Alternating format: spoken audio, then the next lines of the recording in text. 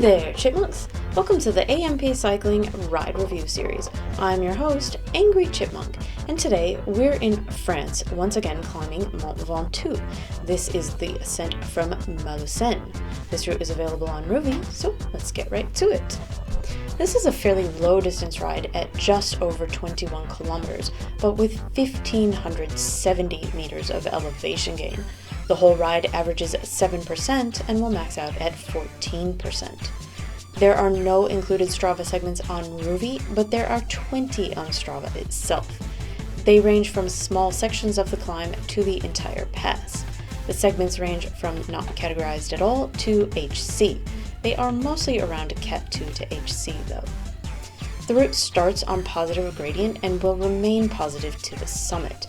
Because the whole thing is a climb, it's pretty difficult to determine where segments should be or what you should actually be watching for. There are whole pass segments, which are basically the stats of the route and considered HC climbs. But there are several sections within the climb that are very mellow or very steep, so let's break those down a little bit more.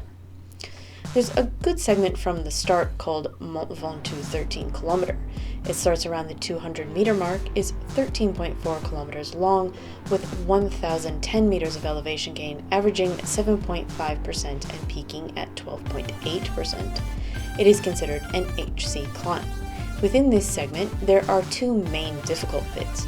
The first of the steeper parts starts around 1.6 kilometers in, is about 3 kilometers long with 270 meters of elevation gain and averaging 8.7%. Straight away, you'll see some 9 to 11% gradients. Most of this bit of the climb will be around the 9% mark with a few sections of double digits.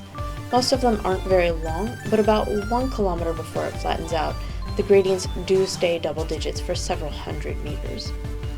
There's quite a long stretch in the middle where everything backs off considerably.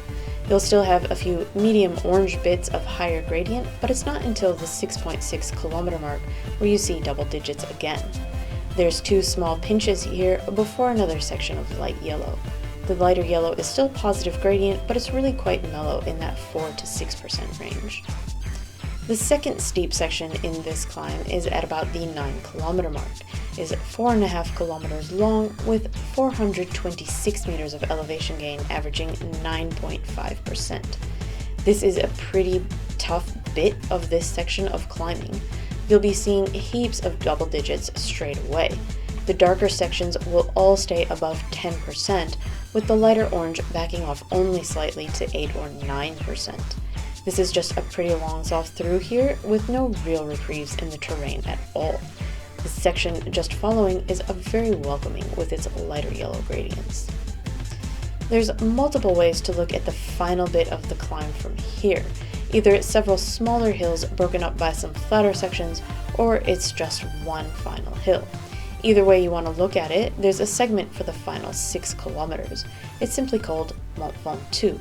It's at the 15.4 kilometer mark, is 5.7 kilometers long with 426 meters of elevation gain, averaging 7.4%. Strava considers this one to be a Cat 2 climb. This segment is hidden on PC, so you may not be able to see this one on the app itself. This one starts off pretty brutally with a double-digit gradient for about 1 kilometer. Then it backs off quite a ways before hitting a lighter orange, where you will only see 7 to 9%. This bit kind of follows a pattern of steep section up to a corner, followed by a mellowing of the gradient out of the corner before heading into the next one.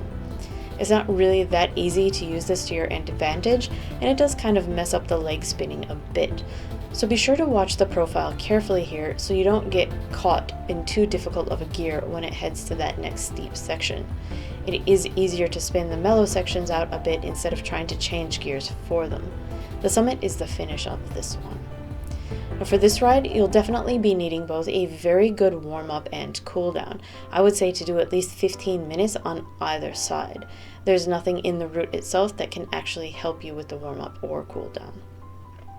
And as always, I recommend pre-fueling your rides and including plenty of protein with that. I wouldn't suggest doing this ride without pre-fueling at all. This is a much longer pass only than a lot of the others as well, so you'll definitely need to be refueling during the ride itself. Watch for any sections of lighter yellow and try to have around 10 to 15 grams at each one.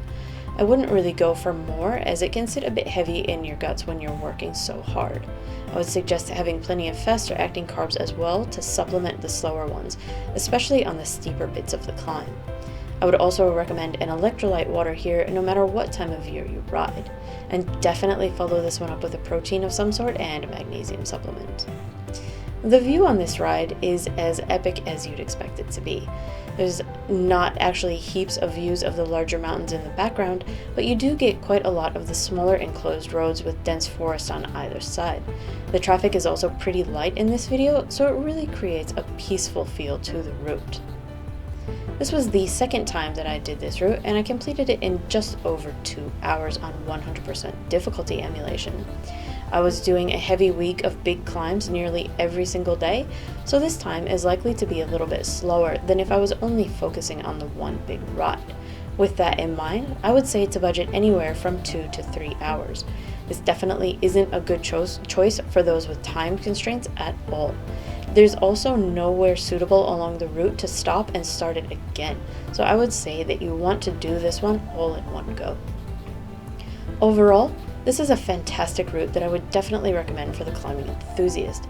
It's not one that I would recommend for the newer climber. The extended sections of double-digit gradient make it for pretty tough going. The length of this pass also ups the difficulty, as a lot of them are quite a bit shorter.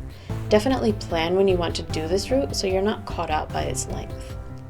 For the route, I give 5 of 5. It's a great tough route that really ups the difficulty by being quite a bit longer than most.